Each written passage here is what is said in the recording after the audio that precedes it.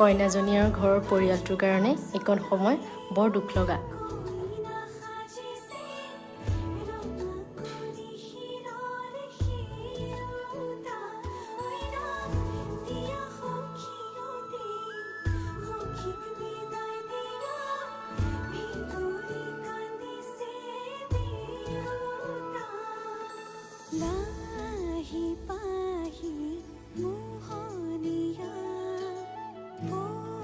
আমাৰ কিজনীৰ কাৰণে এইকণ সময় এক বুজাব নোৱাৰা সময়।